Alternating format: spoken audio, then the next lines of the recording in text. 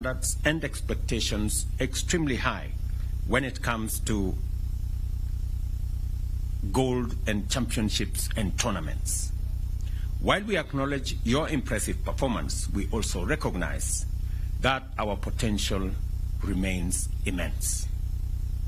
Our athletics are increasingly under encroachment from countries that have studied, learned, and perfected our skills to our detriment.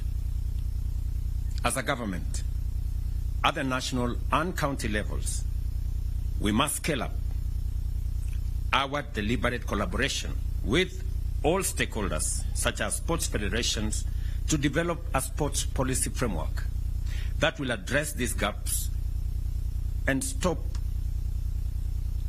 what is going on so that we can progress our sports ecosystem to the place where we all want it to be.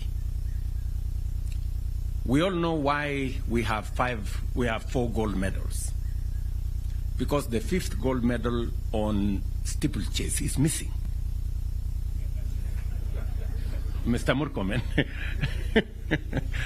you know, when immediately Kipchumba Murkomen was sworn in, I put him on the next plane and I told him to go to Paris. And I am very confident that under your leadership, understanding very well, having learned in a school where sports, in Iten where sports was a big thing, I'm very confident that you're going to lead this ministry into where the sports fraternity wanted to be. As we honor these heroes, it is only fitting that we do it here in Eldoret, the city of champions, the newest city in Kenya today. And there couldn't have been a better celebration of Eldoret city than to do it with these Olympic champions. For it is from these very highlands that many of our great athletes have been nurtured. Elevating Eldoret to city status is not just a recognition of its past. It is a bold statement about our present and a major statement about our future. Eldoret City is not just a title. It is a brand that resonates with excellence.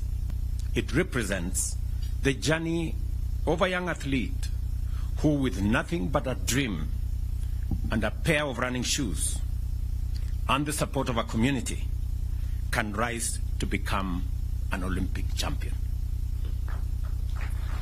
It is here in Eldoret that the heart of Kenya's athletic success beats strongest.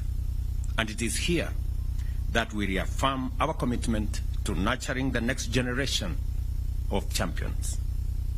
As we celebrate both our Olympic champions and the birth of the city of champions, let us remember that we are all part of this incredible journey.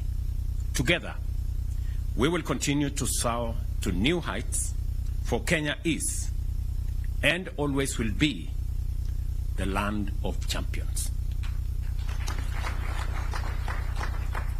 This morning is a great morning, ladies and gentlemen, as I receive Beatrice, Faith, Emmanuel, Kwemoy, Obiri, and all the good people.